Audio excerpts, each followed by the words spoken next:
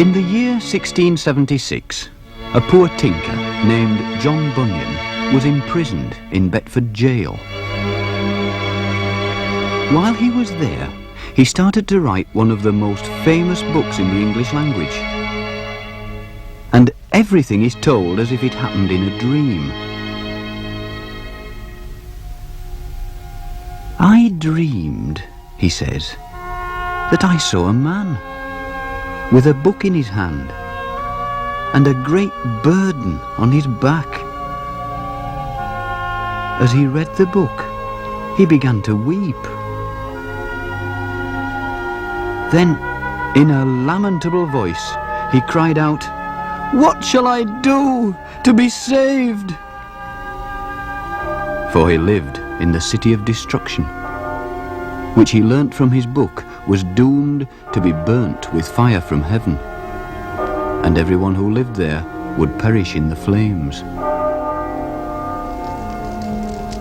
So Christian, for that was his name, went home to talk to his wife and children. "Oh, my dear wife," he said, "and you, the children of my loins, I've tried to keep this from you as long as I could. But it says in this book we shall all come to ruin unless we find a way of escape." They thought some kind of madness had got into the poor man. And as it was drawing towards night, they hoped that sleep might settle his brains, and with all haste they put him to bed. But the night was to him as troublesome as the day.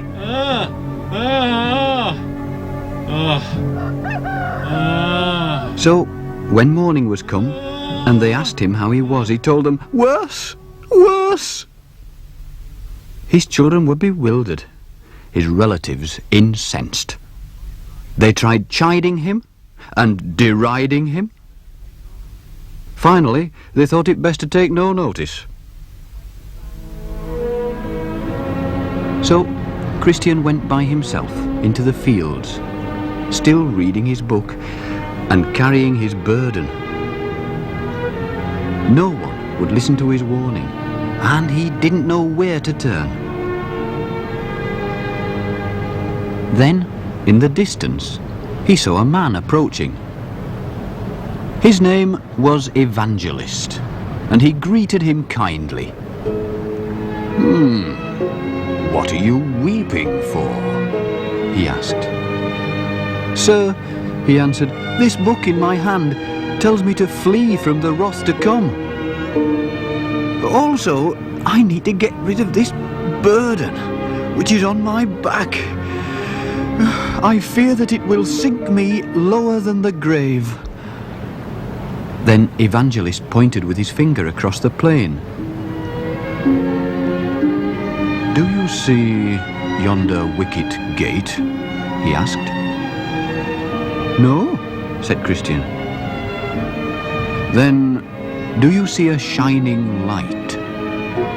He said, "I think I do." Then said Evangelist, "Keep that light in your eye and go in that direction. So you shall reach the gate. Then, when you knock, you'll be told what to do." Without delay, Christian began to run. His wife and children saw him running. They wondered, was he gone for good, and called after him to return. Christian, come back, please. The neighbours also came out to see him run, Come back. and 2 of them resolved to bring him back by force. Soon they overtook him. The name of the one was Obstinate. The name of the other was Pliable. And at first, Christian tried to persuade them to go along with him. "What?" said Obstinate. "And leave our friends and our comforts behind us?" "Yes," said Christian, "for I am going to a kingdom where we shall live forever. Read of it, if you will, in my book." "Tush," said Obstinate. Away with your book. Hey, will you go back with us, or no? No, not I, said Christian. Then said Pliable, if what Christian says is true, I intend to go with this good man. For myself, said Obstinate, I will be no companion to such fantastical fellows. I'll go back to my own house. So they parted. Obstinate went back, and Christian and Pliable went on over the plain.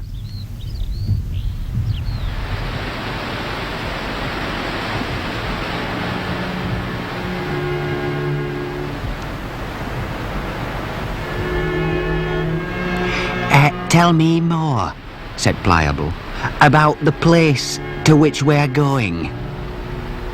There are crowns of glory to be given us, said Christian, and garments shining like the sun.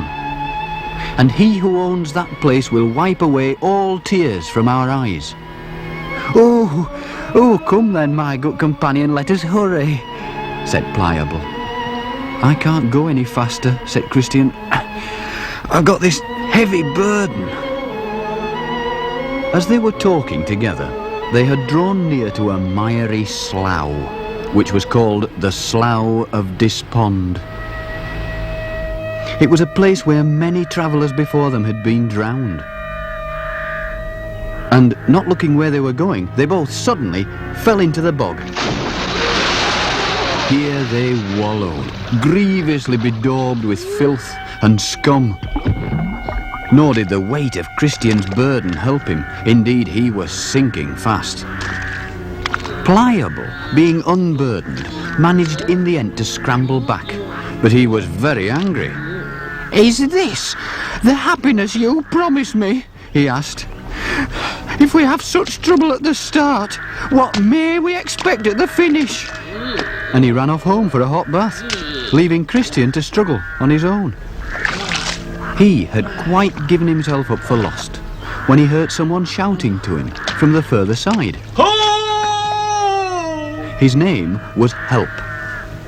He told him there were stepping stones just below the surface of the mud, and he directed him to them. You see, that's the hazard of this place, he said. It so spews out its filth that at the changes of the weather, these steps are hardly seen. So Help gave him his hand and drew him out and set him upon firm ground again.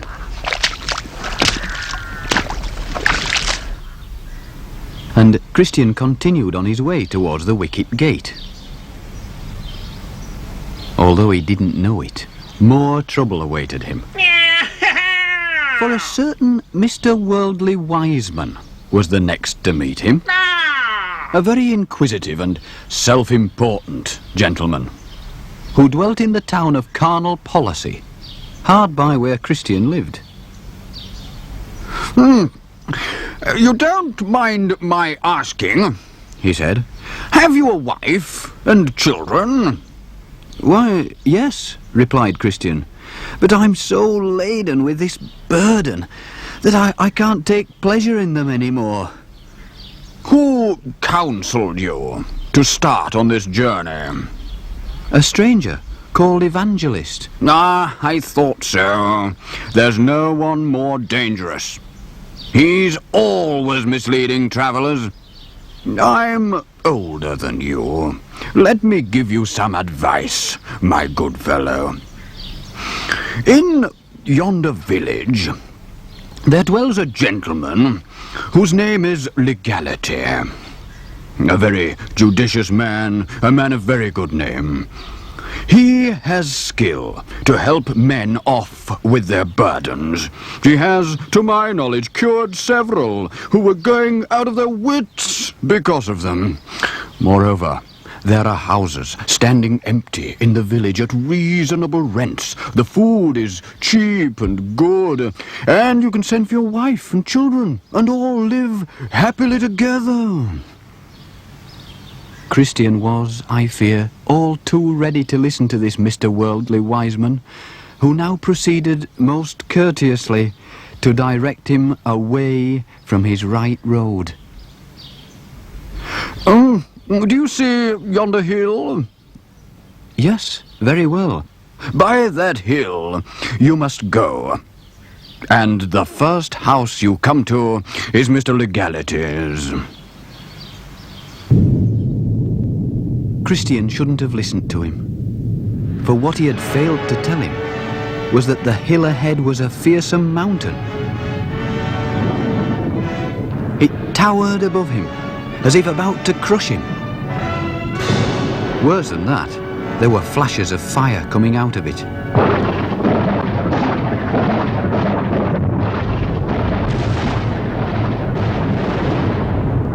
And Christian, because of his burden, might easily have fallen, and thus early on his journey have been burnt to death, wherefore he did sweat and quake for fear. At that moment, who should appear but Evangelist, with a severe and dreadful countenance. "Aren't you the man I found weeping outside the city of destruction?" "Yes, dear sir, I am the man," said Christian, blushing for shame. "And didn't I direct you to the little wicket gate?" "Yes, dear sir." "How then is it that you've so quickly turned aside?"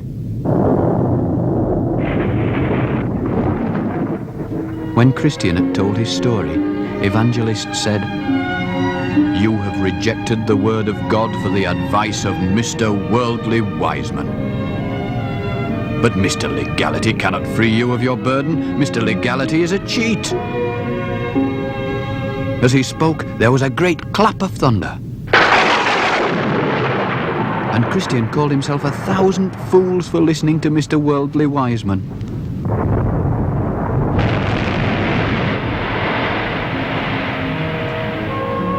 He turned back in haste, and went like one who all the while was treading on forbidden ground.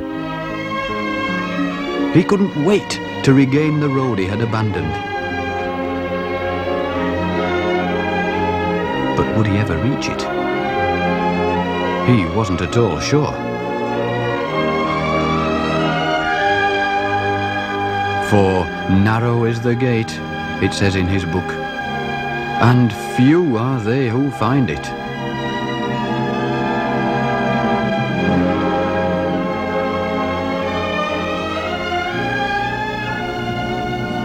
Next time, we shall tell of Christian's strange visit to the interpreter's house,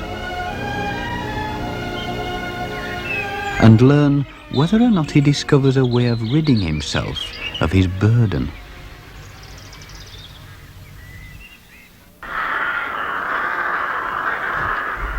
At the very start of his journey, Christian had already been in the Slough of Despond, and strayed most foolishly from the straight and narrow path.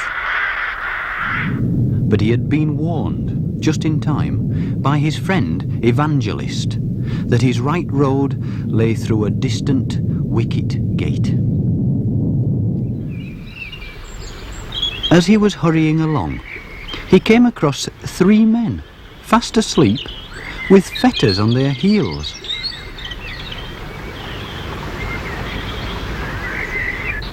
They were called Simple, Presumption, and Sloth. Christian knew that to sleep on that particular road was like sleeping in the rigging of a ship when a storm was brewing. "Wake up," he cried, "and I will help you off with your irons." But they only opened one eye at him and yawned. "I see no danger," said Simple. "Oh, I want to go on sleeping," said Sloth. "Every tub must stand on its own bottom," said Presumption. Then they all 3 rolled over and went to sleep again. So Christian proceeded on his way, troubled to think that men in such danger should so little esteem his kindness in waking them. We are now to learn how wise it was of Christian to warn them. For as he drew nearer the gate, he saw that it was firmly closed. And even as he reached it, he felt the wind of an arrow swish past his ear and bury itself in the woodwork. Looking round in terror, he now saw on the opposite hill a strong castle with a host of dark, menacing figures on the battlements.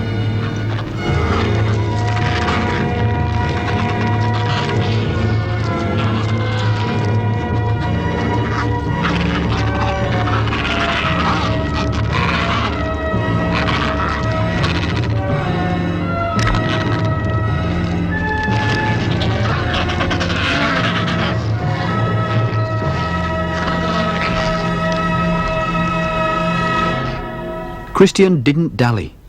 He knocked with all his might. A second arrow narrowly missed him. "Who's there?" asked a voice. "A poor burdened traveller. I come from the city of destruction, and I'm going to the celestial city." To his relief, the gate was quickly opened, and a hand pulled him in. Then Christian asked the guardian of the gate, whose name was Goodwill, "What mean these arrows?" To which he answered, "Yonder castle belongs to Beelzebub, the prince of the devils. Both he and his soldiers will shoot their darts at anyone who tries to enter here. They aim to kill you before you reach safety. You are fortunate to be alive." "Oh, I tremble and rejoice," said Christian. "Why do you come alone?"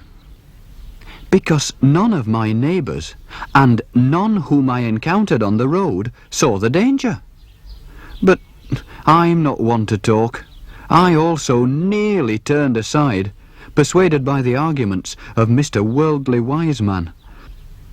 And I don't know what would have become of me had not Evangelist met me again when I was musing in the midst of my dumps.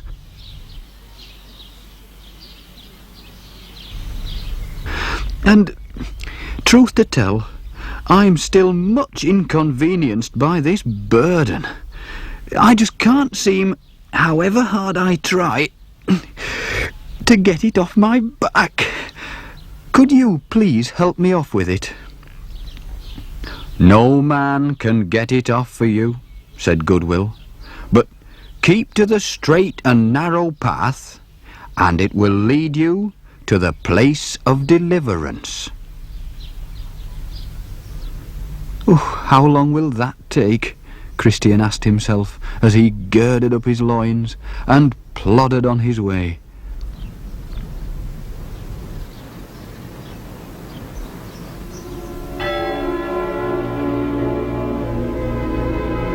His next stop was to be the house of the interpreter, who, Goodwill had told him, could give him useful lessons for his journey. It was a large and mysterious house, such as one visits in dreams. Its master, in answer to his knock, asked him what he wanted. "Sir," said Christian, "I'm here to seek your help." "Come in," said the interpreter, "and I will show you a thing or two."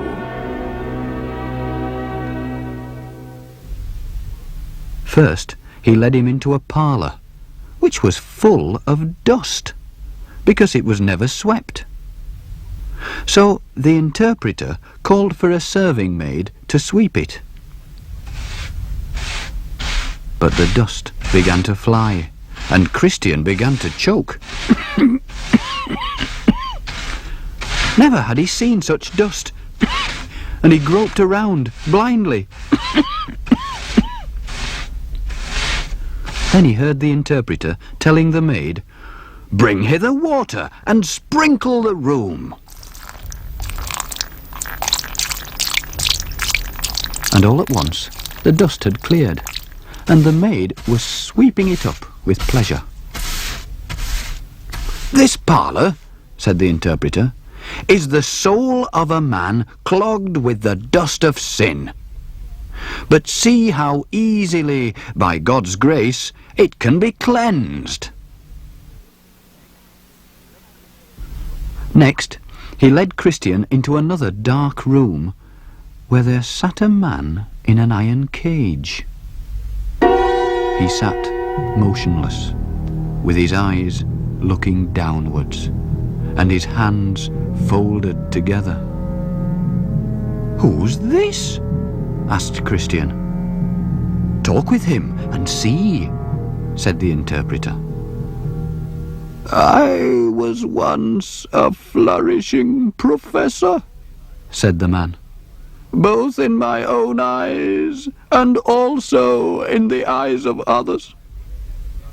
I was on my way, as I thought, to the celestial city, and I was confident of getting there, but I failed to keep watch. I followed the pleasures of the world, which proved to be an empty bubble. And now I'm shut up in this cage, a man of despair who can't get out." No further explanations were given. No one said who put him there, but the interpreter whispered to Christian, "Bear well in mind what you have seen."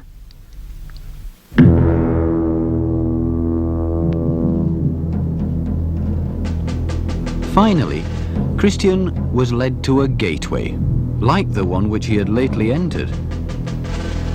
Beside it sat a man at a table, with a book and an inkhorn before him, to take the name of anyone who wished to pass through.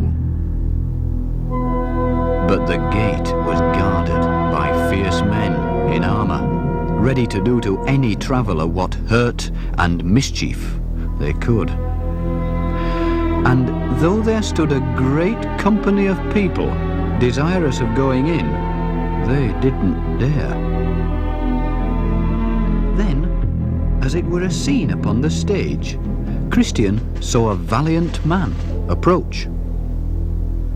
"Set down my name, sir," he said. That done, he drew his sword, and rushing at the gate, he went to work, cutting and hacking with such deadly force that he cut his way to safety.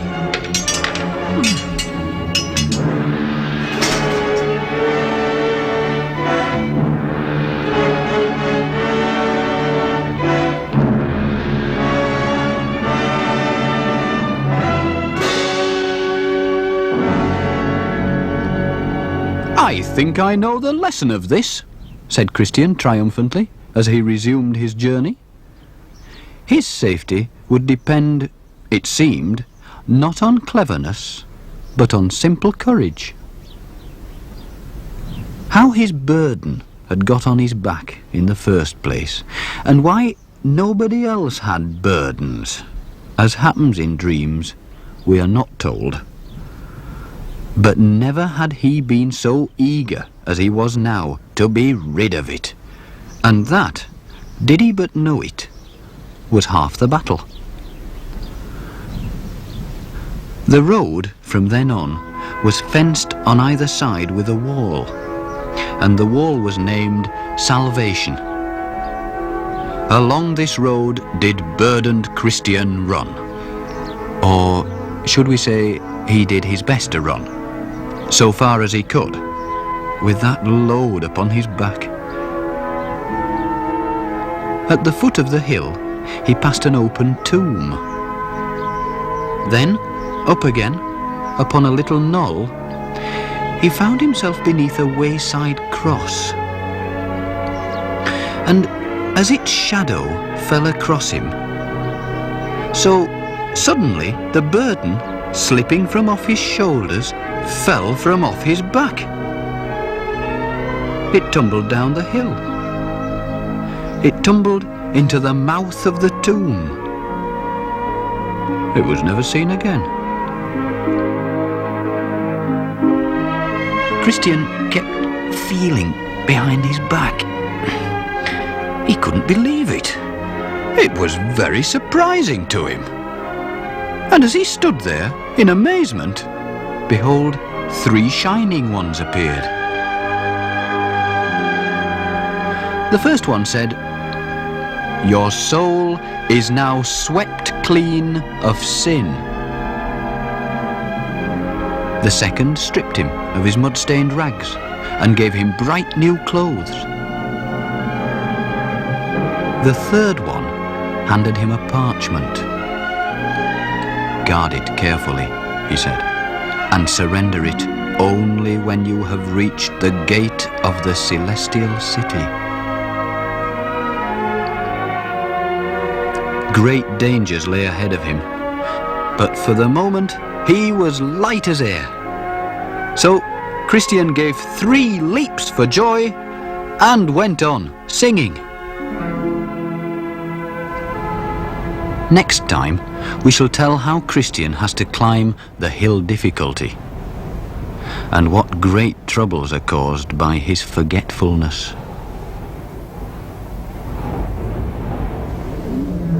And we shall see if he'll evade the lions lying in wait for him.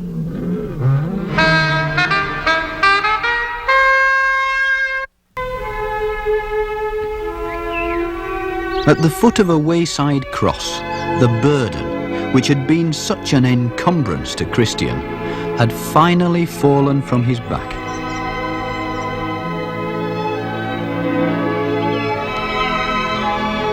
He now set off again, free as a bird and light of foot, along the narrow way.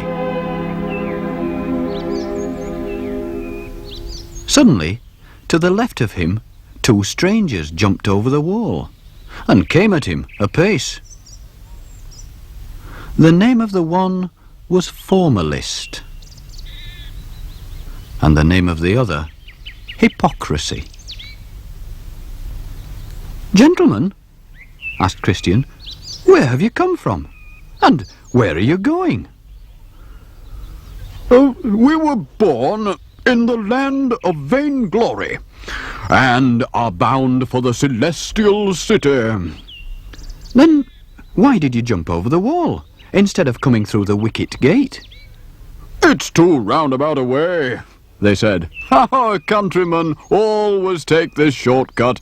They've been doing it for hundreds of years, so it can't be wrong." Christian was dismayed. "But it's breaking the rules of the journey." "What's it matter how we did it?" they said. "If we're in, we're in." And they went on their way, laughing.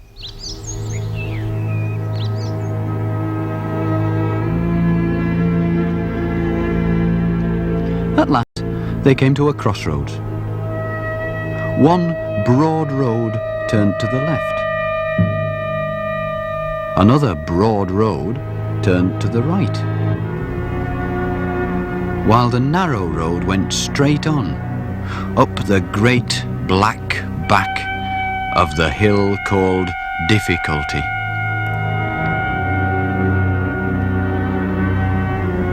Which one would they choose? Formalist chose to go to the left, which led him into a dark wood. Did he but know it, the road was called Danger, and he lost his way forever. Hypocrisy chose to go to the right, which led him into rough ground full of holes and hummocks. Did he but know it, the road was called Destruction. Here he stumbled and fell and rose no more. Christian paused and drank at a spring to refresh himself. Then he started briskly, straight on, up the hill. But soon he was wondering, had he chosen wisely? For he went from running to walking, from walking to clambering, and now he was on his hands and knees because of the steepness of the place.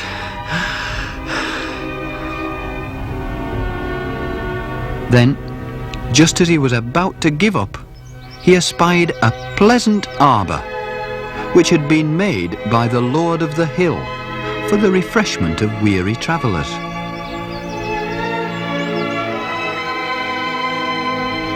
Here, in the deep grass, Christian gratefully lay down.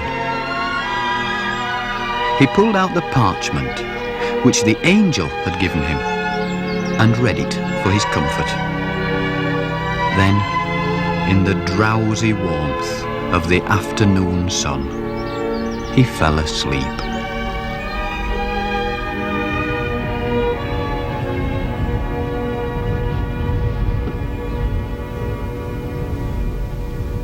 When he awoke, it was late evening, so he quickly rose up and hastened on his way.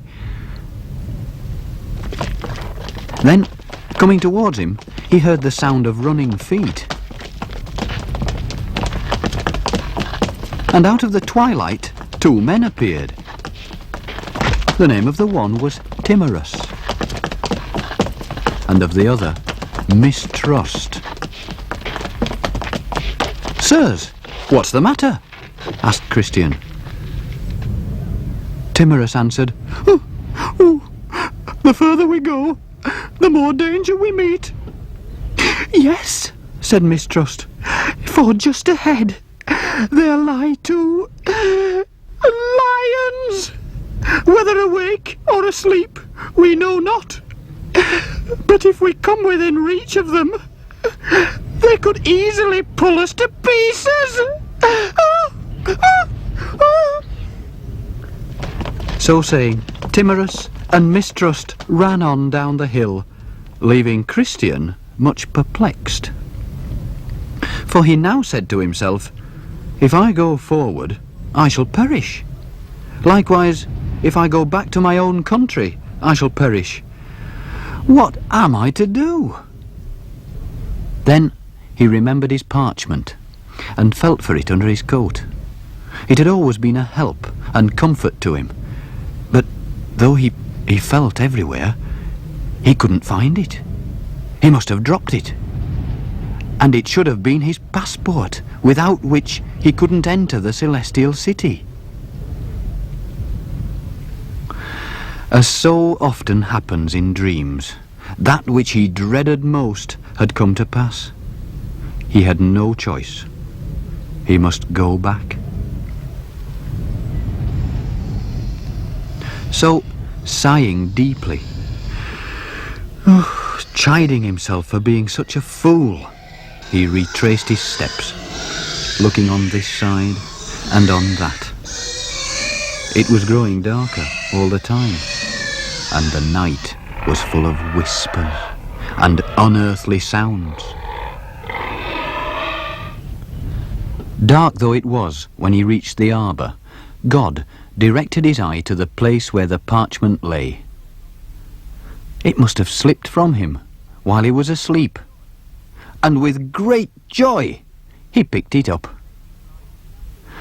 But then he cried, "Oh dear, I have trod the same road 3 times, which I should have trod but once. How far might I have been by now upon my way?" He truly feared that he would be benighted. There were those lions too. They seek their prey by night. "If they should meet me in the dark," he said, "how should I escape being torn into pieces. And again he asked himself, "What shall I do?" There was still light enough to read his parchment, and this is what he read. "Desire now a better country, that is, the heavenly one." And with these words to strengthen him, Christian resumed his climb.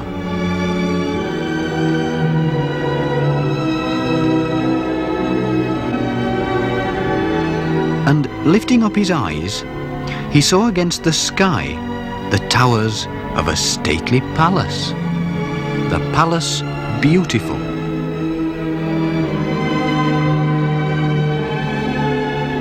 Here, perhaps, he thought, they'll give me a lodging for the night. But before he could approach, he heard close by in the darkness the roaring of the lions.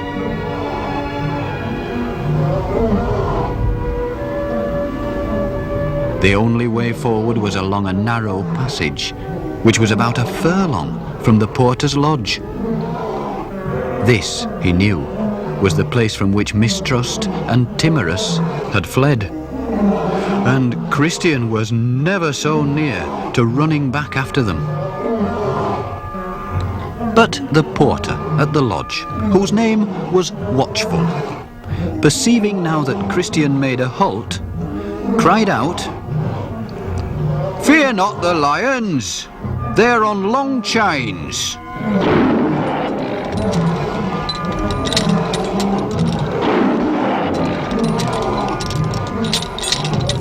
"If you keep strictly to the beam of light in the centre of the path, they cannot reach you." So Christian moved on. He took good heed to the directions of the porter.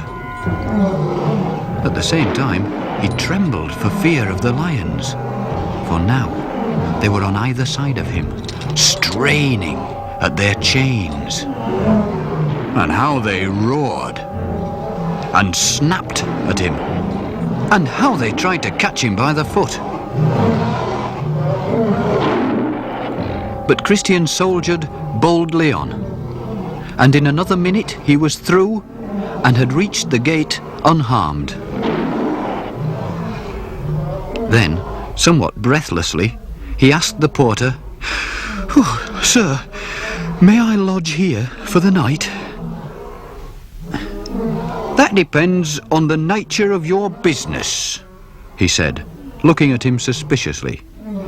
"For how does it happen that you come so late? The sun is set." When Christian had explained as best he could, the porter said, "Well, that's a sorry tale, to be sure. But I will summon one of the young ladies that lives here. If she likes your talk, she may let you in. Or, contrariwise, she may not." So, Watchful, the porter, rang the bell. And there appeared, at the sound of it, a grave and beautiful damsel called Discretion. She questioned him closely, asking him what he had seen and met with in the way, and he told her, and she smiled, though tears stood in her eyes. Then, to his relief, she said, "We have to be careful here whom we admit. But this house was built by the Lord of the Hill for the benefit of pilgrims. So, with the Lord's blessing, come in."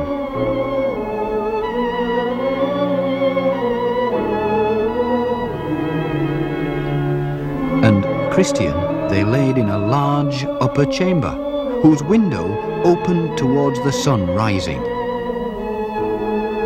And the name of the chamber was Peace. So, for a little while, Christian was safe, and much he needed to renew his strength, for on the morrow, though he knew it not, he had to fight with Apollyon.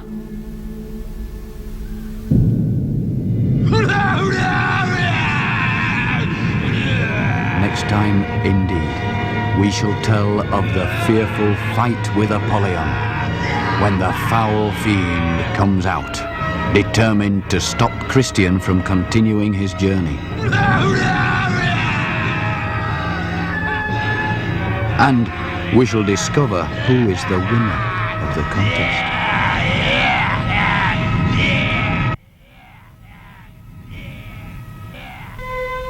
On the previous day, Christian had climbed the hill difficulty and, after braving the lions which guarded the gate, found refuge in the Palace Beautiful.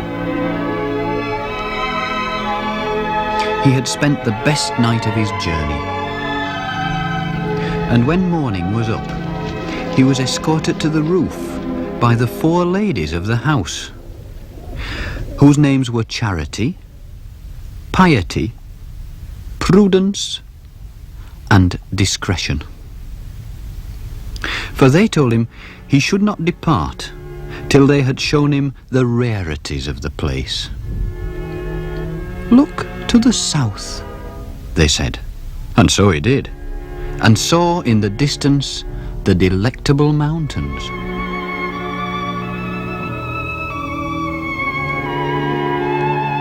"From the crest of these mountains," they told him, "you can see your first glimpse of the celestial city."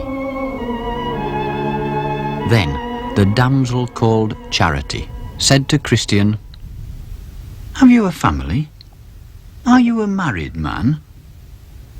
And he replied, "I have a wife and 4 small children." "Then why didn't you bring them along with you, to share in your felicity?" At this, our traveller began to weep.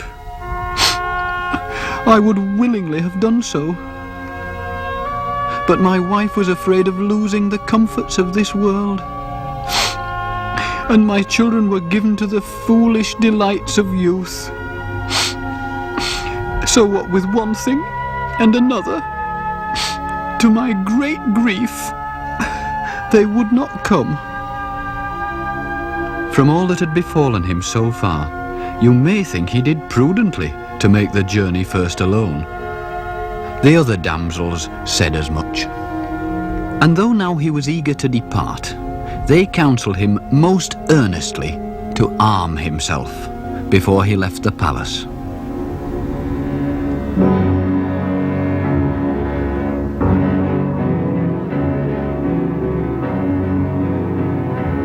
The armoury was full of curious weapons from the past.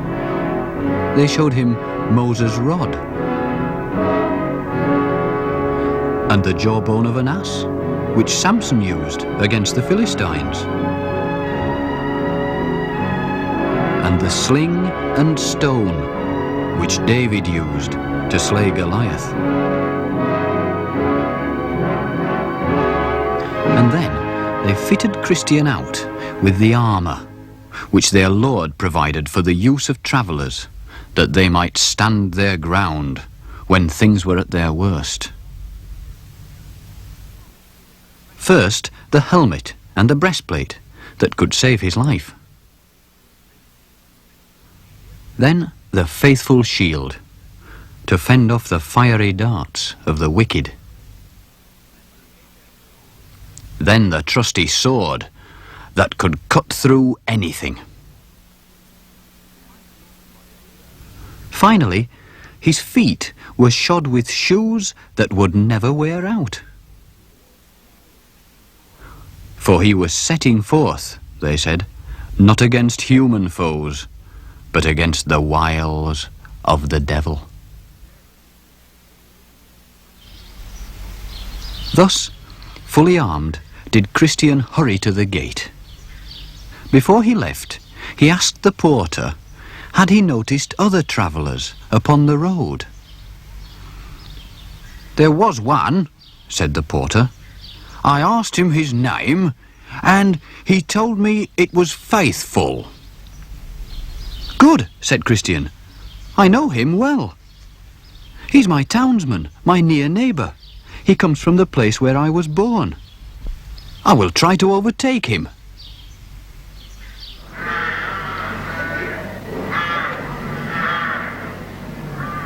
He was not to overtake his friend that day. Instead, he found himself in a solitary valley called the Valley of Humiliation. Here, after he had stopped to partake of the bread and wine and raisins which the damsels had given him, he was feeling well enough content.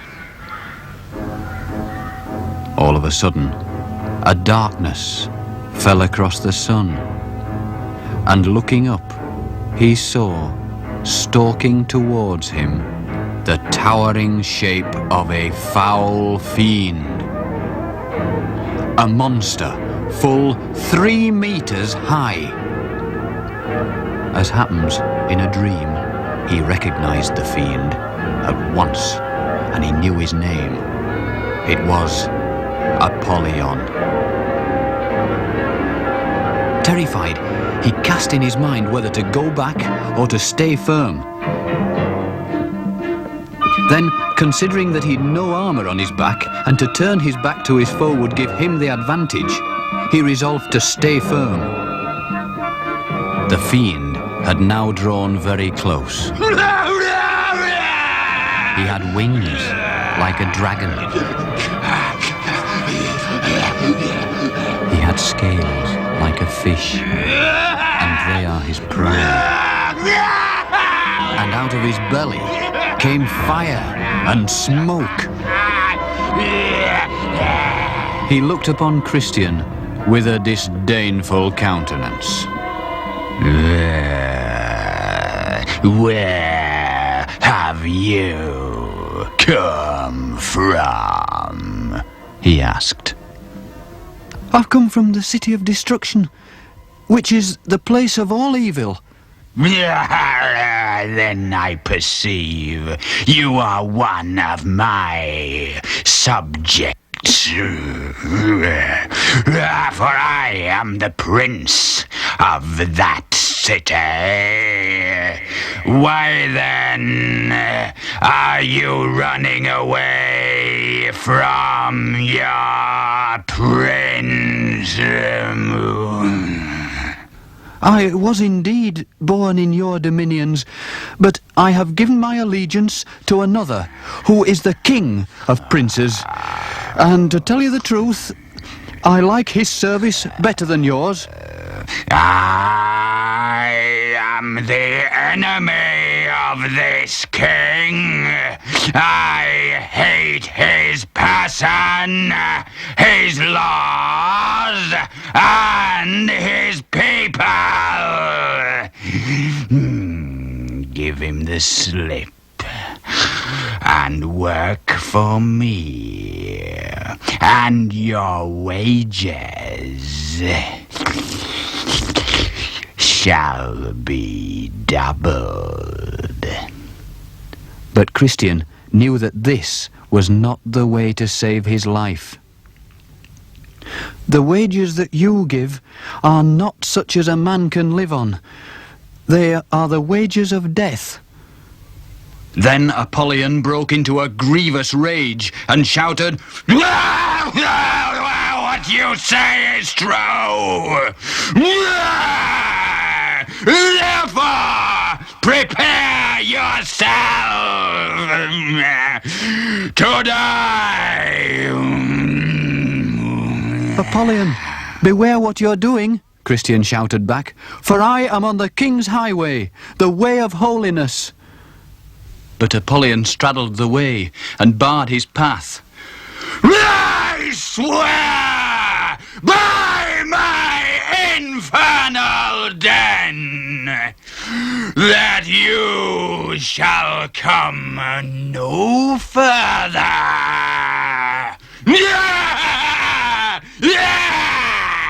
Here will I spill your soul. And without more ado, he threw a flaming dart at him. Christian luckily caught it on his shield. Thereafter, though, the fiend's darts came thick and fast. And though he did all he could to avoid them, and in spite of his new armour, Christian was wounded in the head, the hand, the foot, and forced to yield ground. The combat lasted more than half a day. The woods re-echoed with the clash of arms.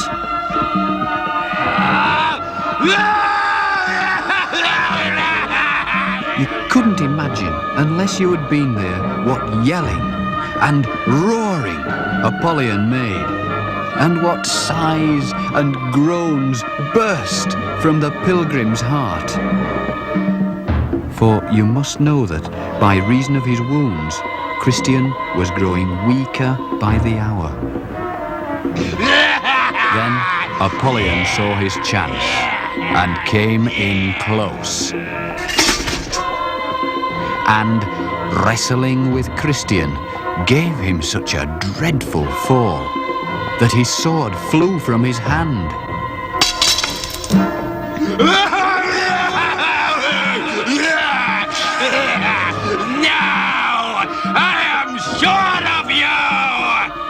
And kneeling on him as he lay helplessly upon his back, he pressed him near to death, then raised his arm to make an end of this good man.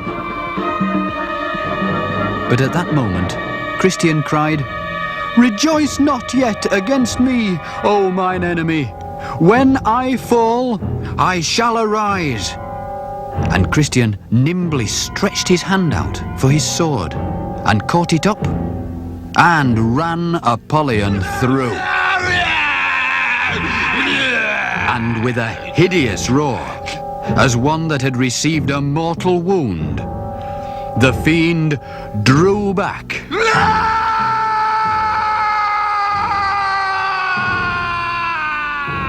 Then, for the first time, Christian smiled, for, looking up, he saw Apollyon spread his dragon's wings and fly away, dripping blood over the fields as he went. But Christian too was bleeding copiously, and if he were to bleed to death, his victory would have been in vain. So, in his mercy, God directed him towards a certain tree, the tree of life, the leaves of which he now applied to all his wounds. And rapidly they staunched the flow of blood. Then, thanking God for his deliverance, Christian went forward to the valley's end. He left his heavy armour there, but kept his sword still drawn in his hand. "For all I know," he said, "some other enemy lies even now in wait for me." Indeed, far worse things lay ahead of him, worse even than his combat with the fiend. Next time, we shall tell how Christian, in the darkness and all alone, enters the dreaded valley of the shadow of death. And we shall find out why the valley has its evil name and reputation.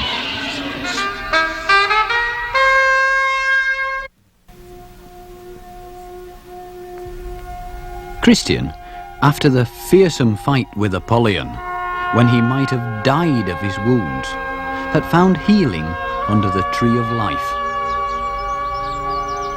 But it was only a brief respite.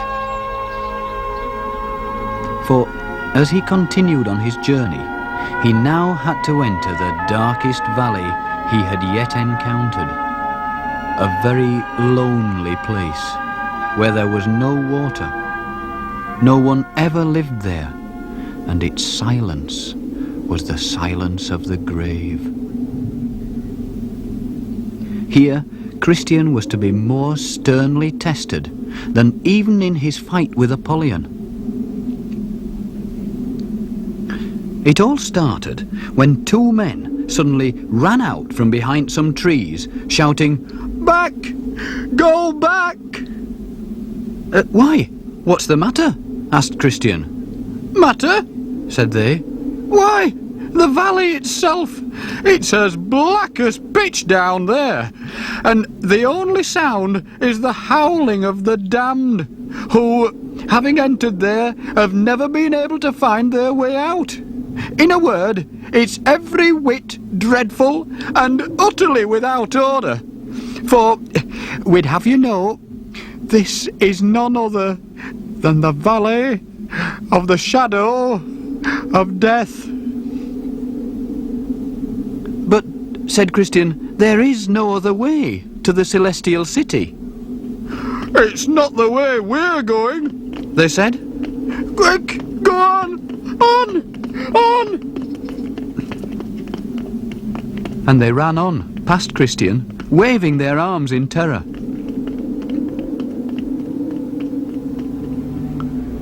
Christian, notwithstanding, went forward, sword in hand, feeling his way step by step, for the path was exceedingly narrow. On the right, there lay a very deep ditch, into which many had fallen in all ages and perished miserably. On the left, there lay a marsh so dangerous that even a good man, if he was sucked in, was never seen again, for he could find no bottom for his foot to stand on. And it was all so dark that when Christian tried to avoid the marsh, he almost fell headlong into the ditch, and he never knew whether his next step might not be his last.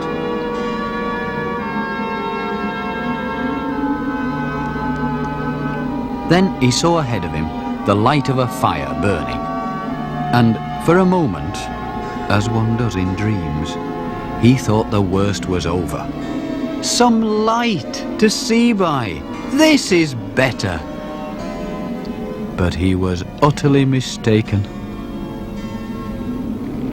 For what he had seen was the very mouth of hell itself, out of which were belching clouds of evil-smelling smoke, which added to the darkness all around.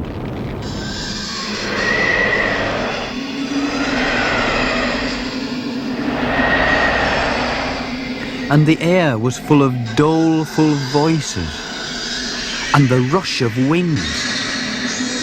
Apparitions against which his trusty sword, with which he had put to flight Apollyon, was of no avail, for they cared not for his sword.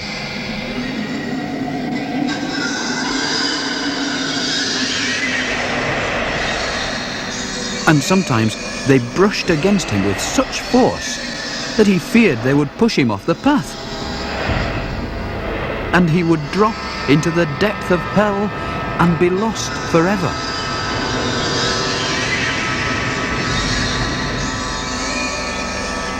These rushings to and fro were heard by him for several miles together, till he could go no further and dearly wanted to go back.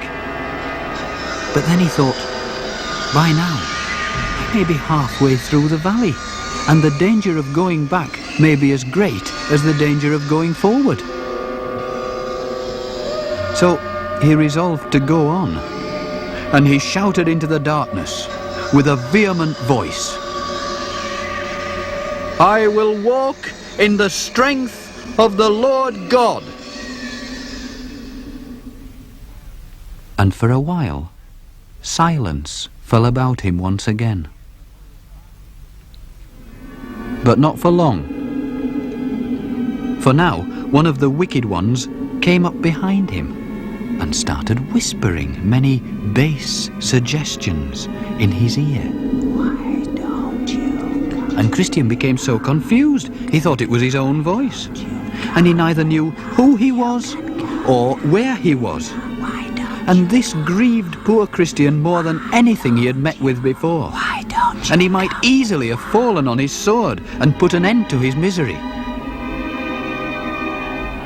At that moment, he thought he heard the voice of a man going before him, saying, "Though I walk through the valley of the shadow of death, I will fear no evil, for thou art with me."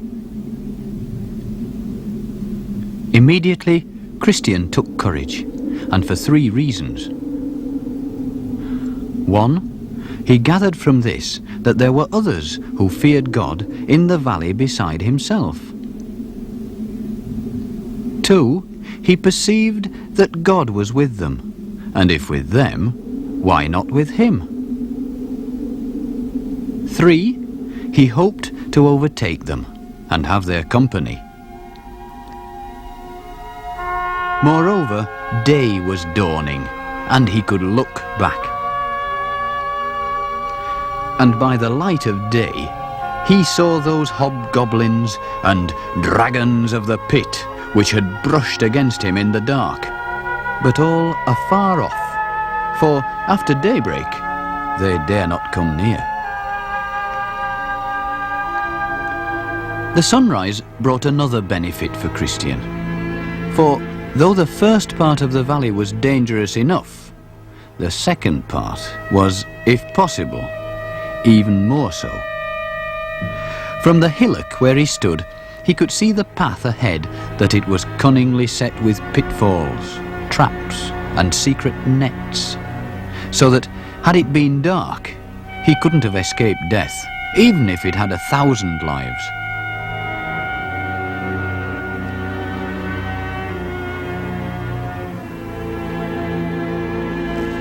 As it was, he once became entangled in a net, and only his trusty sword could free him. And twice a man-trap, snapping shut beneath him, almost caught his leg. And time again, he nearly fell to his destruction as the ground crumbled under him.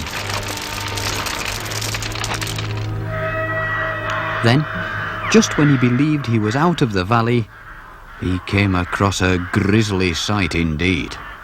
A pile of skulls and mangled bones lying outside a cave. Even as he stopped to peer within, a sudden hand came out at him. It tried to seize him by the throat. He only just leapt back in time. It seems that once 2 giants had lived there, both with a taste for Pilgrim's blood, but one had now been dead for many years. The other, whose name was Pagan, though he was still alive, was, by reason of his age, grown too stiff in his joints to venture far. He could only bite his nails in frustration at the pilgrims passing by. So Christian came to no more harm, and hurried on his way. Then, on the path ahead of him, he saw a man running as if for his life. He recognized him as Faithful, his friend and neighbour, the same whom the porter at the palace had informed him of. "Ho there!" he shouted. "Wait till I catch you up!" But Faithful only ran the faster, crying, "There's an avenger at my heels! I'm running for my life!" He was still half crazy with fear after passing through the valley. In the end, Christian was able to reassure him, and soon they were walking most lovingly together, each telling the other his adventures on the way. So they made the hours pass easily, which might otherwise have been tedious.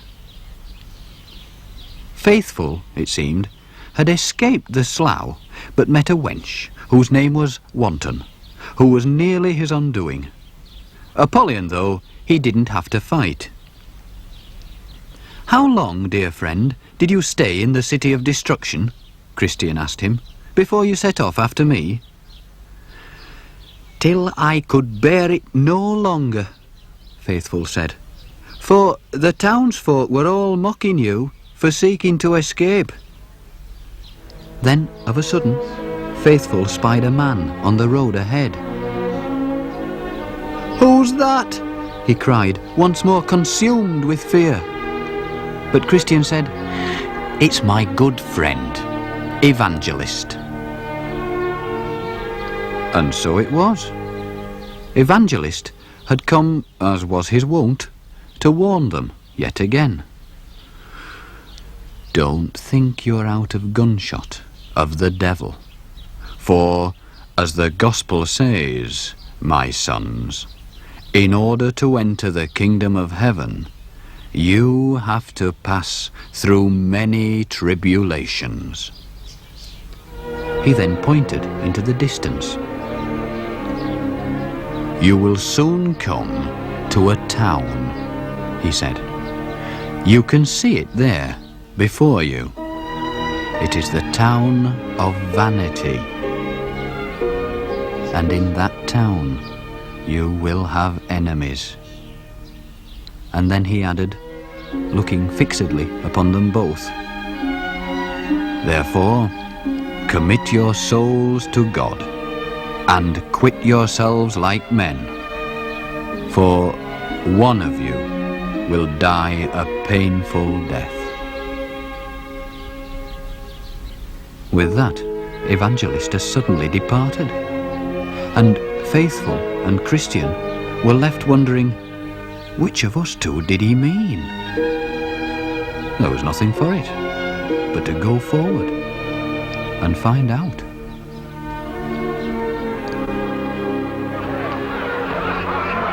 Next time, indeed, we shall tell of the vile treatment received by our two friends in Vanity Fair.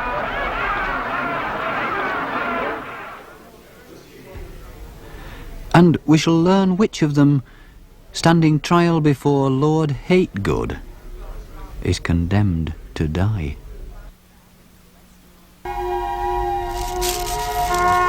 On the previous day, after coming out of the Valley of the Shadow of Death, Christian had overtaken his old friend, Faithful. But their joy at meeting was not to last for long. They now descended into the town of Vanity. They could hear the sounds of a fair, which is held all the year round. It's called Vanity Fair.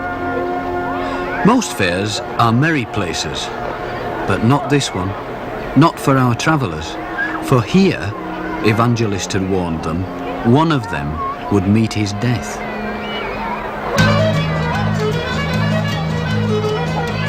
As in other fairs of less importance, the streets are named after different countries.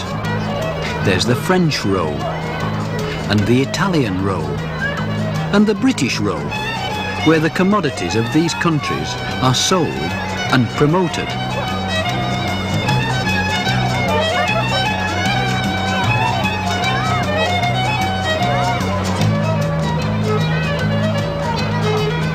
Indeed, there are stalls where every foolish trifle in the world is up for sale. Knickknacks of gold and silver, baubles and bric-a-brac and precious stones. In addition, you could buy titles and honours and preferments to high office and vain pleasures and empty delights of every kind. While moving busily among the crowds are cheats and rogues and mountebanks. The air is full of fearful oaths, and murder, they say, is as common as theft. It is an institution of long standing, artfully set up by the prince of the demons, Beelzebub himself, in a place through which all who are pilgrims and strangers in this world must pass when going to the celestial city. Many, it is feared, get no further on their way. As to Christian and Faithful, hoping they would pass unnoticed, they pulled their collars up around their faces. But the rabble were quick to spot them. First, they jeered at them for their outlandish clothes. Then, they jeered at them for their foreign accents. Finally, they asked them angrily, "Why aren't you buying our merchandise? Buy, buy, buy." "We only buy the truth," they said, and put their fingers in their ears, and sought to turn away their eyes from beholding vanity. At that, the townsmen were the more enraged, and the noisiest of hubbubs ensued. News of the hubbub presently reached the burgomaster. He took the pilgrims to be lunatics, and bade his officers arrest them as disturbers of the peace, and take their weapons from them. They were placed in a cage, with their feet in the stocks, as a public spectacle, and made the objects of any man's sport. For their part, they encouraged one another to trust in the Lord, and behaved themselves most wisely, giving the passers-by good words for bad. But this further enraged the men of the fair, who now demanded, in loud voices, that an example should be made of one of them, and he should stand trial in court.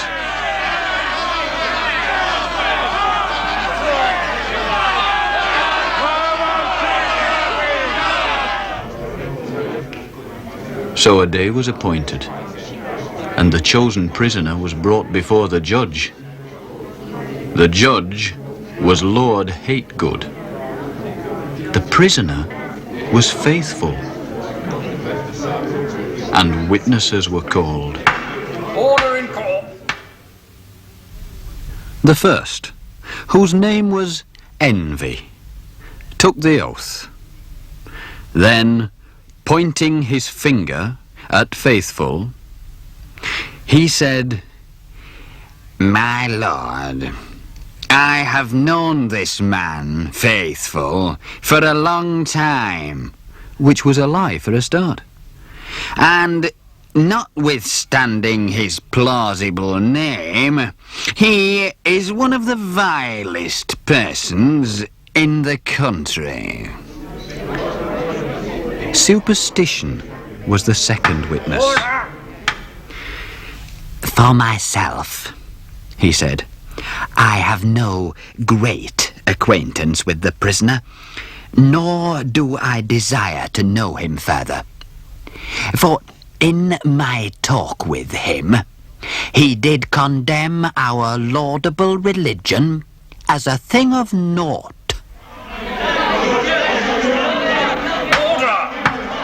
The third witness was a Mr. Pickthank. "My lord," he said, "and you gentlemen all, I too have heard this fellow speak things that ought not to be spoke. He spoke contemptuously of our noble Prince Beelzebub, and of his honourable friends, Lord Luxury, Lord Lechery, and Sir Hevet Greedy. He also railed at you, my lord, who are appointed his judge. He called you, I regret to say, an ungodly villain." It was clear by now that Faithful had been singled out by all three witnesses for their attack. So the judge addressed himself to Faithful. You have heard, sirrah, he said coldly, how these honest gentlemen have witnessed against you. You are, beyond doubt, a vile renegade. Yet, in order that all men may see our gentleness towards you, let us hear what you have to say in your defense. I say then, said Faithful, that in my belief, your laws and religion are flat against the word of God. If you can prove me wrong, then I'm ready to recant. As to Mr. Pickthank's allegations, I abide by what I said. Your prince and his attendants, by this gentleman named, are fitter to be in hell than in this town. And so, the Lord have mercy on my soul. The judge, in summing up, quoted many learned instances to prove we know not what. Then he called on the jury, all lawful men and true, to consider their verdict. The foreman, Mr. Blind Man, said, I clearly see this man to be a heretic. Away with such a fellow, said Mr. No-Good. Aye, said Mr. Malice, for I hate the very looks of him. A sorry scrub, said Mr. Highmind. Hang him! Hang him! said Mr. Heady. Hanging is too good for him, said Mr. Cruelty. So they found him guilty, according to their laws. And after manifold indignities, they burnt him at the stake. Thus Faithful met his end.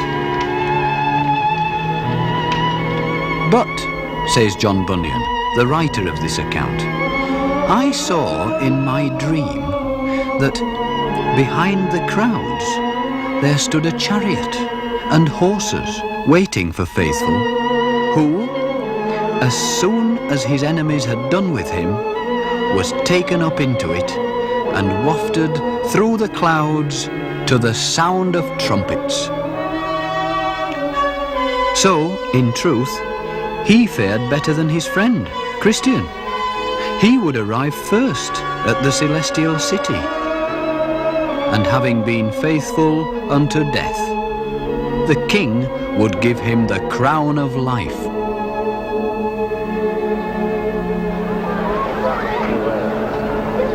Where, all this time, had Christian been? Well, one of the men of the fair, whose name was Hopeful, was much moved by the calm deportment of the pilgrims. And while the people crowded round to see the execution, he succeeded, as sometimes happens in a dream, in spiriting Christian away to safety. And now Christian and Hopeful travelled on together.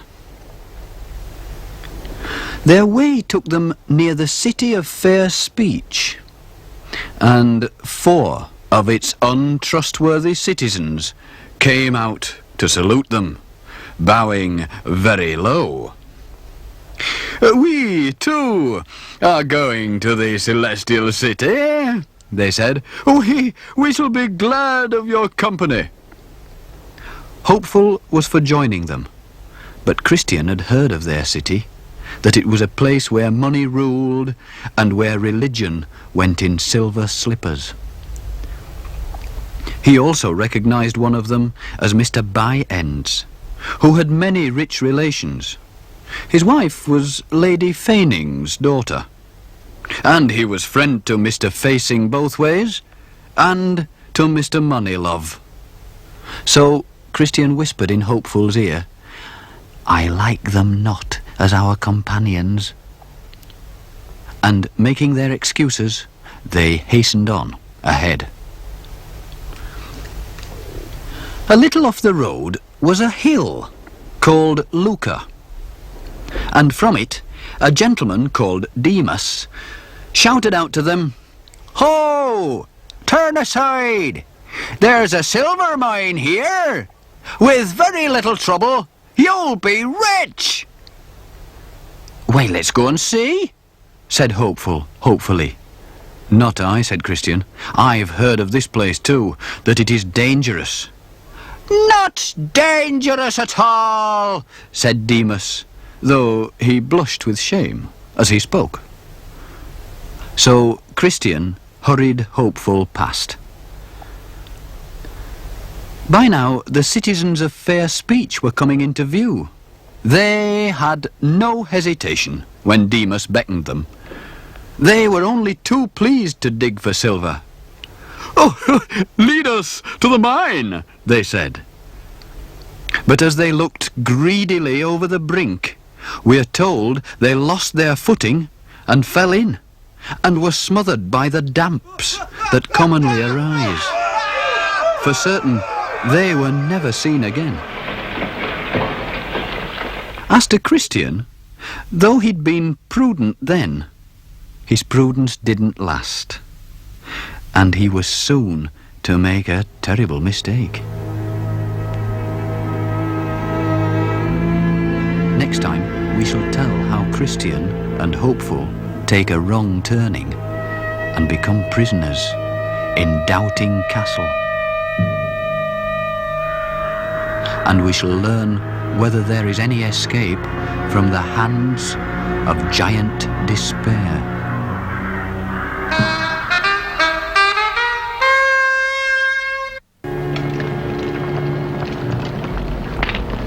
Faithful, after his noble death in Vanity Fair, had been taken up in a chariot and arrived first at the Celestial City. But Christian was not left to travel on alone. He now had Hopeful as his new companion, and he would soon be in dire need of him. The road ahead was very rough, and their feet were very tender with travelling, and they became much discouraged. At this point, Christian espied a stile which led into a meadow and seemed to be a short cut. "Here's better going," he said. "Come, good Hopeful, let's climb over it." What if it leads us out of our way?" asked Hopeful. "That's not likely," said Christian. "Look, there's another man walking ahead of us." So over the stile they went, and Christian was well pleased that the path was easier on his feet. But in leaving the road, he had made a terrible mistake. For soon night came on, and it grew very dark, and they'd completely lost sight of the pilgrim ahead. Did they but know it, his name was Vain Confidence. Suddenly, they heard in the darkness a shriek, followed by an eerie silence. "We'll go no further," said Hopeful in a whisper, clutching at Christian's arm. "I would have spoken up before, only you're older than I am." But even as they tried to turn back, it started to rain and lighten and thunder in a very dreadful manner. "Where are we now?" asked Hopeful, without hope. His companion didn't answer. He was completely lost, for the deluge had caused the waters to rise amain and wash away the path. They were even in great danger of being drowned, had they not found a narrow ledge with an overhanging rock. Here they sheltered as best they could and waited for the dawn, and being tired out, they fell asleep.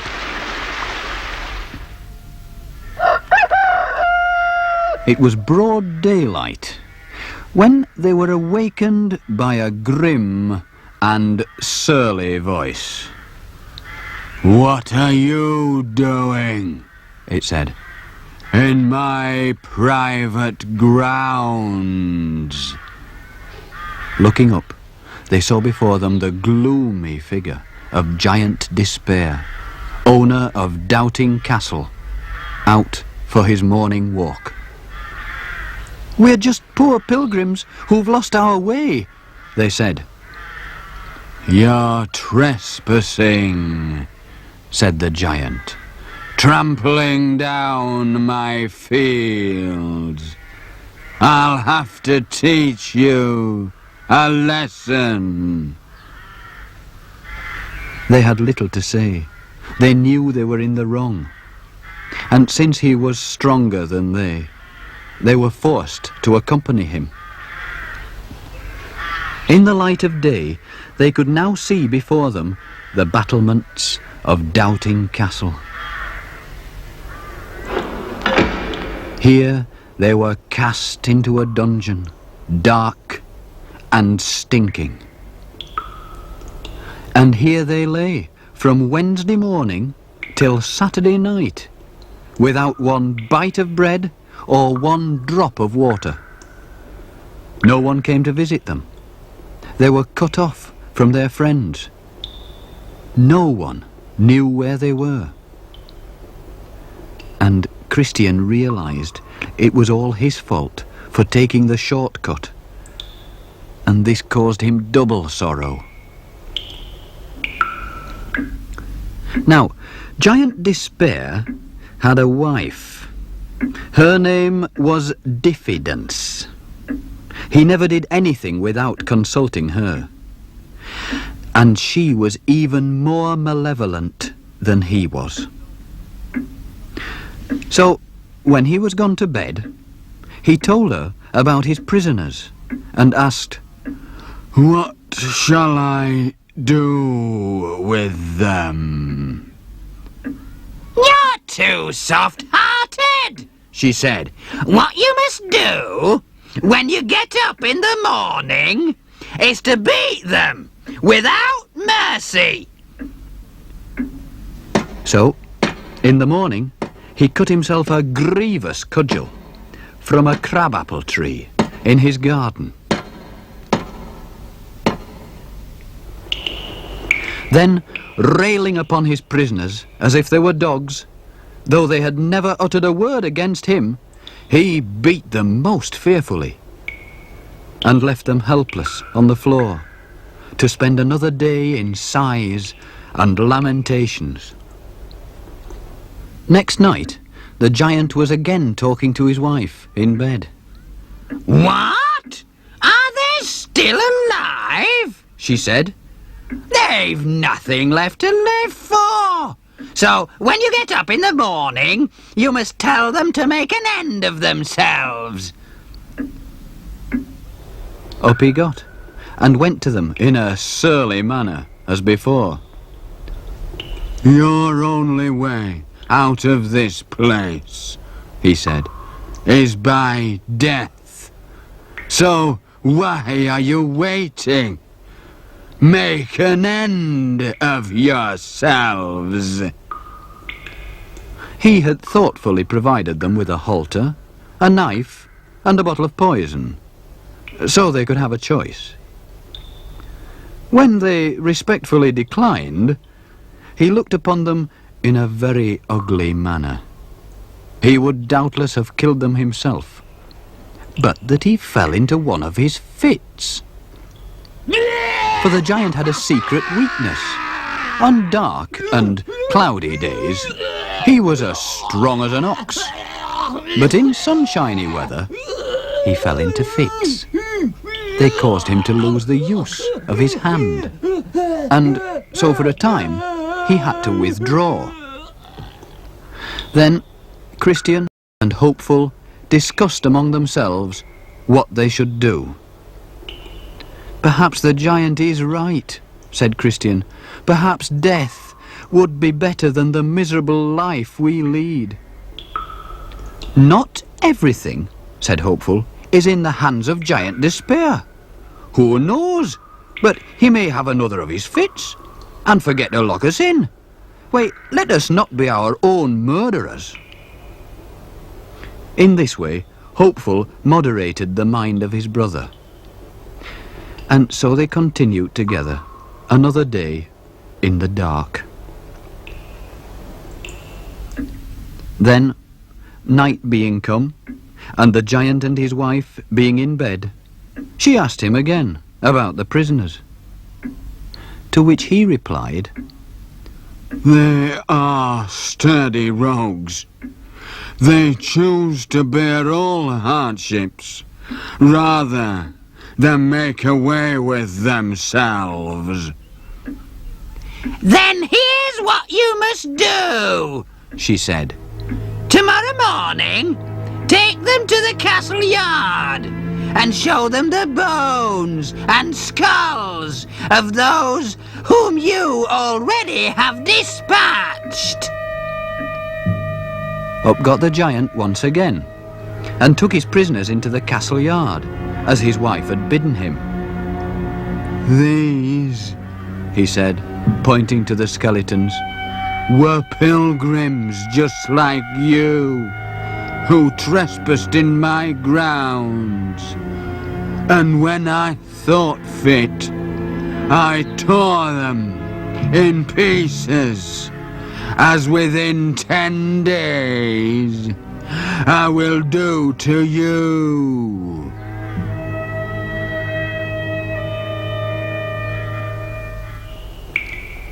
Back in their dungeon, Christian nearly swooned away, for now, through lack of food and by reason of his stripes, he could hardly breathe.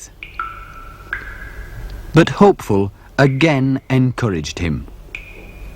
My brother, he said, Apollyon couldn't crush you, nor the valley of the shadow of death. And remember how you played the man in Vanity Fair.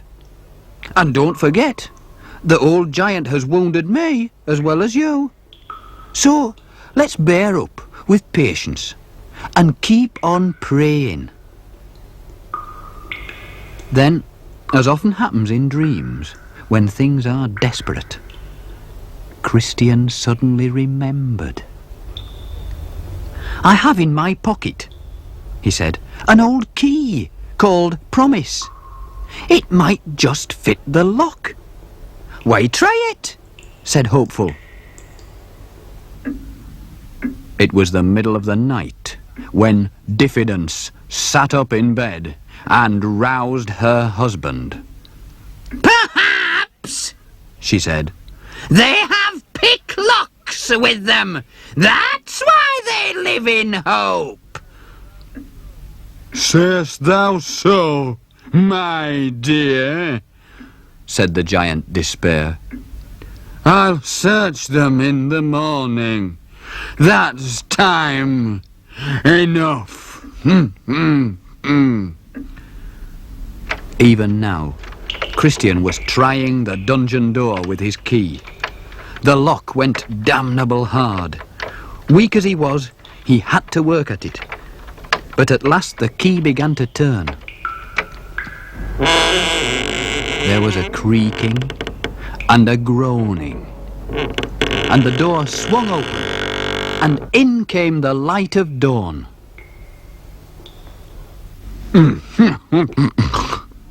What's that noise? Said the giant, waking with a start. Better go and see, my dear, Said his wife. Christian and Hopeful had run through the door, only to be confronted by a new obstacle, a heavy iron gate. Wait, try the key again, said Hopeful. Christian tried it, and it worked. Then the giant was upon them. Nothing can save us now, cried Christian. All is lost. But no sooner had the giant come into the light of the sun than he had another of his fits. His limbs failed him. His legs gave way.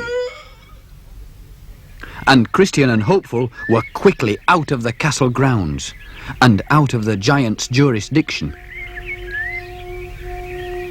At the place where they had gone astray, they now put up a notice. Over this stile is the way to Doubting Castle. All trespassers will be destroyed. Take warning.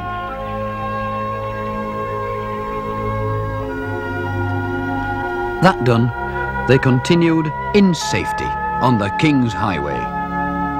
But not, I fear, for very long. Next time, we shall tell how our friends ignore some good advice, and how the dark river lies between them and the celestial city. And we shall learn what fear possesses Christian, because he cannot swim.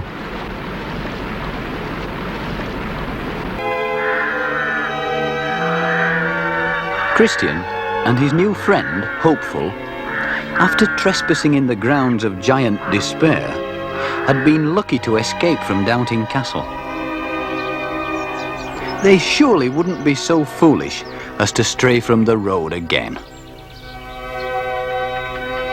For they'd now reached the Delectable Mountains, and what a pleasant change was here.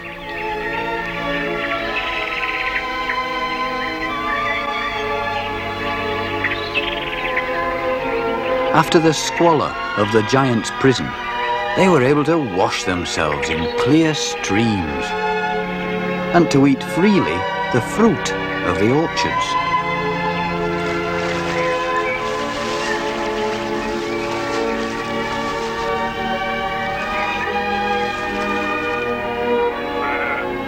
Next, they were met by a party of shepherds feeding their flocks, who led them most lovingly to a topmost peak.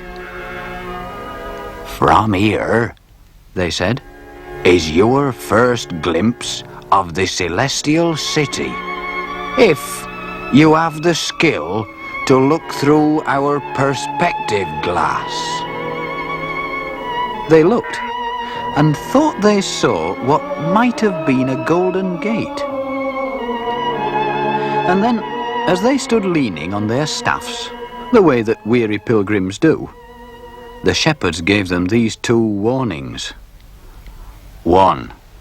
Beware of the flatterer. 2. Take heed of the enchanted ground. With that, they sent them on their way. Now, from a crooked lane ahead of them appeared a brisk young lad. His name was Ignorance. He'd set out that morning from the country of Conceit to walk to the celestial city. "Have you your parchment?" Christian asked. "Oh no, I shan't need that," said Ignorance. "I couldn't be expected to go all the way back for it." "But what have you got to show at the gate?" Gentlemen, you are utter strangers to me.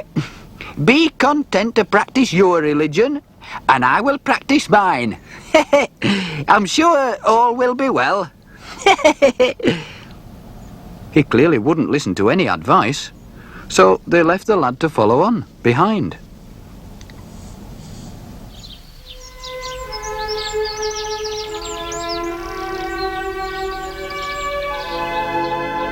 Arriving at a place where two ways met, they were wondering which way to go, when behold, a man dressed in white came up to them. They supposed he was one of the Shining Ones. Hearing they were bound for Heaven's Gate, he said to them most civilly, I'm going there myself, so follow me. But the road kept bending round and round, till presently they found themselves with the city quite behind them. "This can't be right," they said, and tried to stop. But all too late. for they had got entangled in a net they hadn't seen, drawn across their path. And the more they tried to free themselves, the more enmeshed did they become.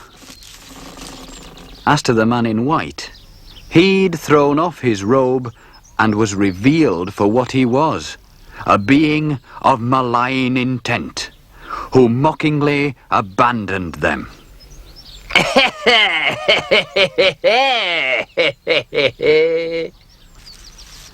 They might have languished there all day, had not a real Shining One appeared and cut the net and set them free. Did no one warn you against the flatterer? The angel asked. The shepherds did, said Christian, but we never thought that this fine-spoken man was he.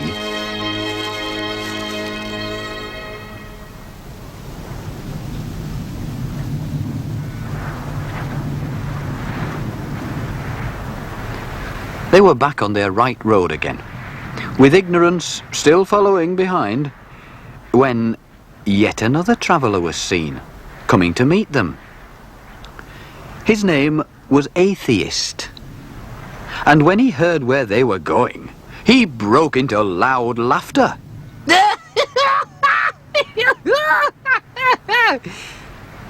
What's the meaning of your laughter? Christian asked. I've been looking for this city, he remarked, for 20 years. There's no such place. Heaven does not exist. So saying, he swept past them on his way.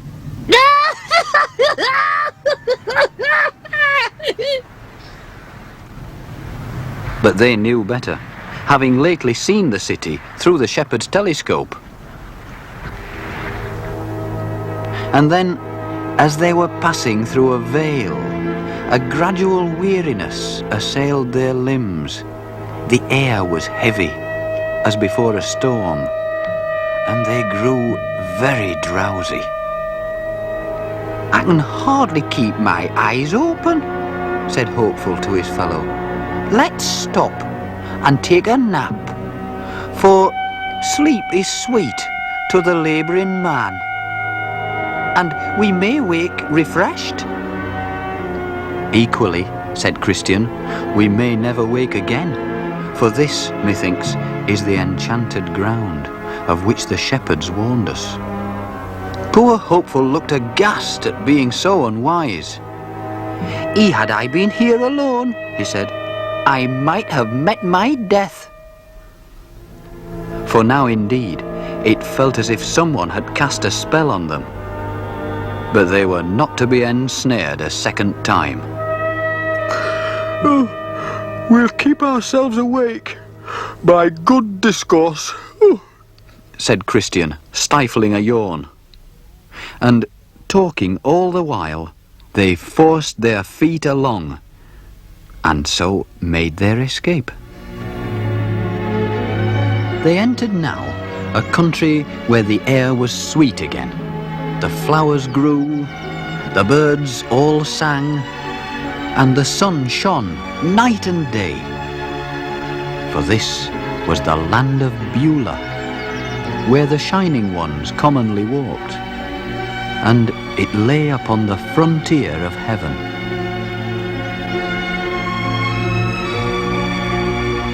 There was a perfect view of the celestial city, a city founded higher than the clouds, its walls and towers shining in the sun, so dazzling that the pilgrims had to look at it through clouded glass, until their eyes grew more accustomed to the light.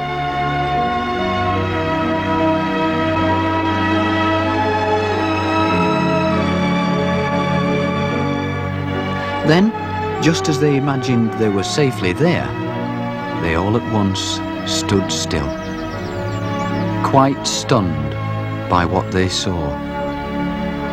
For between them and the city gate flowed a deep, dark river, over which a mist forever swirled.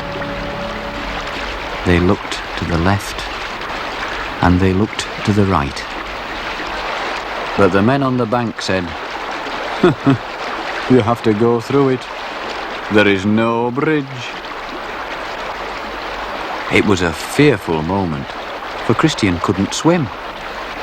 Yet after coming all that way, he mustn't falter now. He stepped into the river, trembling, and immediately began to sink, and shouted to his good friend, "Hopeful! Hopeful! The waves are swallowing me up!" Hopeful tried to keep his head above water, but the river was so deep that Christian sank again. He was more frightened now than he had ever been, even in the Valley of the Shadow. A great darkness and horror fell upon him, for this was the river of death, and he feared he was drowning in it.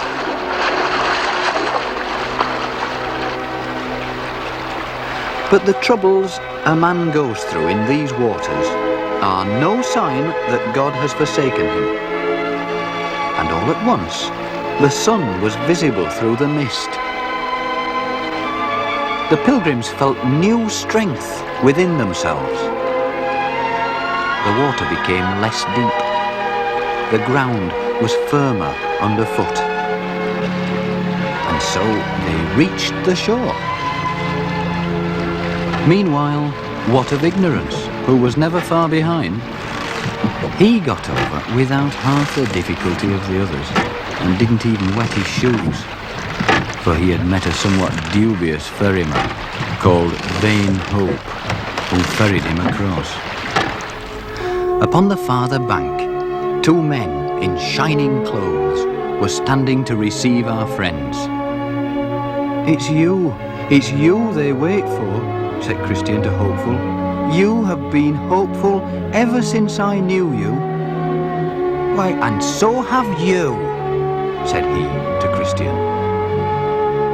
But no one was there to welcome Ignorance. He had to climb the path alone. Then, as the pilgrims neared the gate, the whole of the heavenly host must have known of their arrival, for they were greeted by the king's own trumpeters, who made all heaven echo with their sound. But when Ignorance knocked to be admitted, the men above the gate looked down on him and said, "Where is your parchment roll, my friend, to prove that you have come by the right road?" He fumbled in his coat, but having nothing, as we know, stood silent underneath their gaze, and sorrowfully turned back.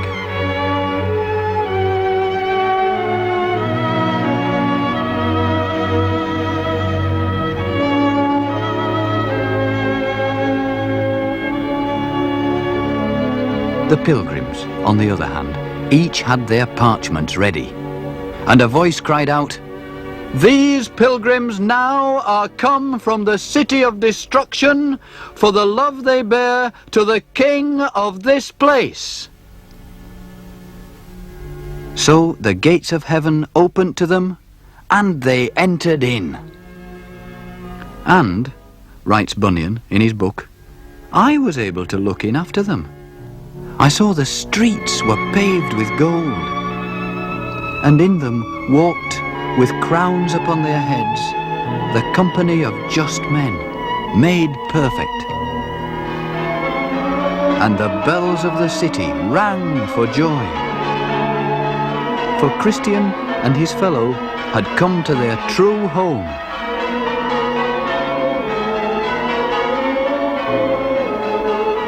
And after that, they shut the gates, and I awoke. And behold, it was a dream.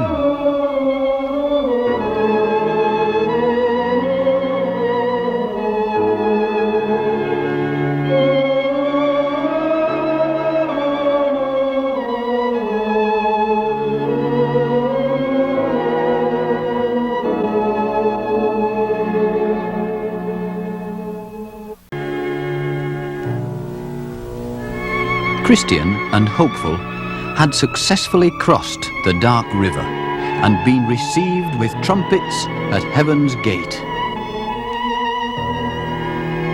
But how could they be happy there without their loved ones? Christian's wife, Christiana, had refused to go with him to the celestial city. And now she was regretting it, for she had lost her dearest friend, and the loving bond between them had been broken.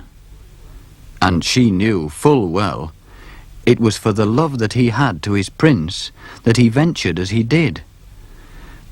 While thus she mused, there came a knocking at the door. A stranger entered. "Christiana," he said, "I bring this letter from your husband's king." She opened it with trembling hands. It smelt of the best perfume and was written in letters of gold. It was an invitation to do what Christian himself had done, to make that dangerous journey, both she and her 4 sons. It was what she believed she ought to do. So, there and then, as soon as her visitor had gone, she rose and packed her bags. 2 of her neighbours, when they saw it, were quite stunned. One, whose name was Mrs. Timorous, said, "Oh, the madness that's possessed you! If your husband, being a man, was so hard put to it, what can you, a poor woman, do?" But young Mercy, for she was but young, offered to go with Christiana, at which she did rejoice. "For the king," she said, "who has sent for me, is one that delights in mercy." Presently, in good weather, they started out, 2 women and 4 boys, to find the wicket gate. The boys, who were called Matthew, Samuel, Joseph, and James, went on ahead. But suddenly they paused, for the road went by a castle wall, from which a hideous barking could be heard. "Oh, why do they keep such a filthy cur?" cried Mercy, much affrighted. "They ought to hang it," said the boys. But everybody greatly feared that it would jump over the wall and do to them what its doggish nature prompted it to do.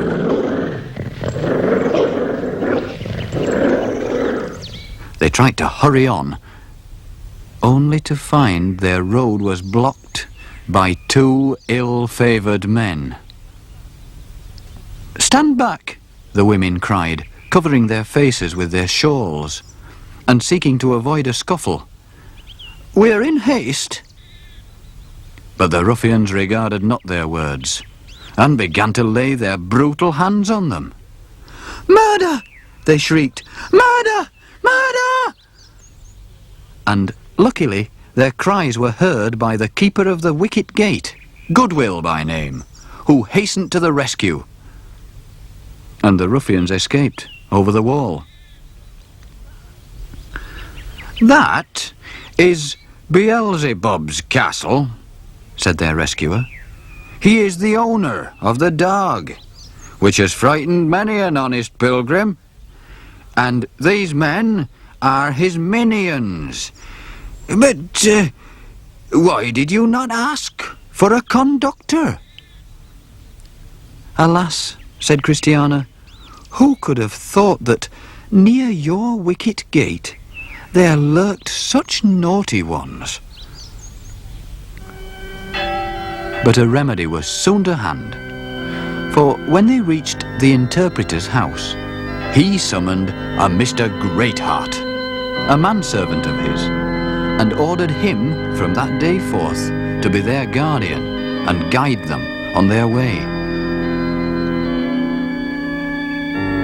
Next morning off they set again. and shortly reached the place where Christian fought with the foul fiend, Apollyon. And Mr. Greatheart called to Christiana. Here are some of the shivers of Apollyon's darts, and here is some of your husband's blood upon these stones to this day, to prove how well he played the man. So they came to that evil, haunted place, the Valley of the Shadow of Death. But they went through it better than poor Christian did, because they had the daylight, and Mr. Greatheart as their guide. Even so, they heard a lot of groaning, as of dead men, which caused the boys to quake, and caused the women to look pale and wan. Then a shadowy shape appeared, and Joseph cried, "Mother, what is it?" "An ugly thing, child," she said. "An ugly thing. And now I see what your poor father has gone through. He went here all alone, by night, and with these foul fiends busy all around him." Next, they came to Vanity Fair, and wondered fearfully how they'd be received. But they found the people much distracted, for at certain seasons of the year, a monster would appear, with a dragon's body, and with 7 heads, intent on slaying everyone in sight. So Mr. Greatheart straightway went to meet it. And the beast at first was very rampant, and looked upon its enemy with disdain. But he then so belaboured it, he forced it to retreat. And later on, they said, it died of wounds. Our pilgrims had no trouble from the townsfolk after that. Now, as they went upon their way, they came to that same stile which led to Doubting Castle. Here, Mr. Greatheart stopped. Have I not been commanded, he said, to fight the good fight? And with whom should I fight, if not with giant Despair? So, who will go with me? "We will," shouted Christiana's sons. And though their mother would be anxious, still she let them go. Now, giant Despair, because he was a giant, thought no one could overcome him. So after receiving the challenge, he roared, Who and what is this Mr. Greatheart, who thinks he can molest me? and he came out of his castle, carrying a great club in his hand. But the boys beset him behind and before, like David of old, with slings and stones. And they brought him to the ground.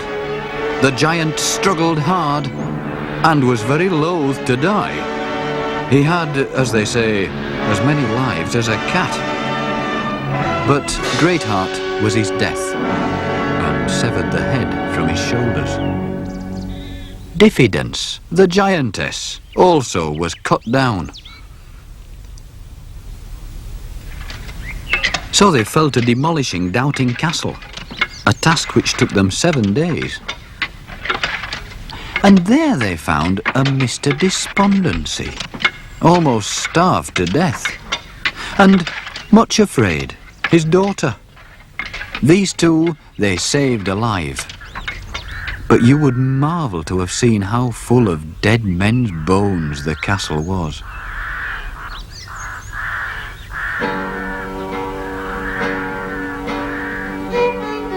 To celebrate their victory over so dangerous an enemy, Christiana played the viol, and Mercy played the lute. And the boys all danced, and Mr. Greatheart too. I promise you, they footed it well, and were jocund and merry. As to Mr. Despondency, he was for feeding rather than dancing. So Christiana gave him food to eat. And in a while, the old gentleman came to himself and was revived. As they continued on their way, there stood before them a man with his sword drawn and his face all bloody. His name, he said, was Valiant for Truth, and he had lately been set upon by 3 villains and vanquished them. Here were great odds, said Mr. Greatheart. 3 against 1. But, said Mr. Valiant for Truth, little or more are nothing to him that has the truth on his side. So they all went on together, now a company of 10. Mr. Greatheart in the lead, while Valiant for Truth was last in the line, in case some fiend or giant should attack them in the rear and so do mischief. Now, on all this road, there wasn't a single victualling house to refresh the feebler sort. And the way was deep in mud and slabbiness, and some of the children lost their shoes. And loud was the grunting, and the puffing, and the sighing. Oh. And to make things worse, night fell.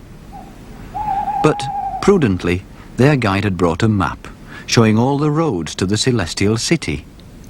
And he now struck a light, for he never went without his tinderbox, and saw that they must make a right-hand turn. Otherwise, they might have been sucked under in the mud, placed there on purpose by the devil to destroy them. So they arrived at Beulah, where at last there was an inn. And there came a post from the celestial city, inquiring after Christiana, the wife of Christian the Pilgrim. He had a summons from his king for her to appear before him within 10 days. Now, the river, which all pilgrims have to cross, had at that point its ebbings and its flowings. For some, it overflowed its banks. For others, it was dry. So, Christiana, having said farewell to all her family and friends, entered the water. To her relief, it was quite shallow, and the last words she was heard to say, "I come, O Lord, I come."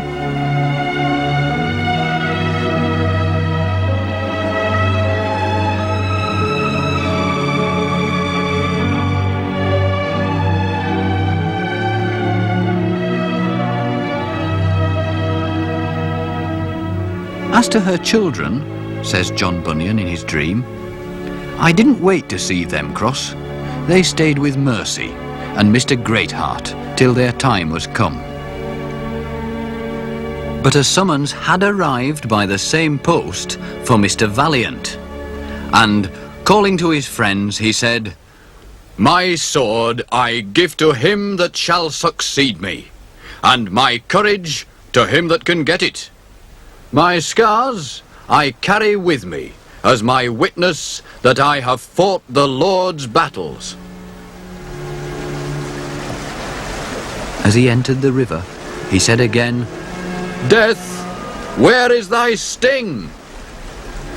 And as he went down deeper, he said, "Grave, where is thy victory?"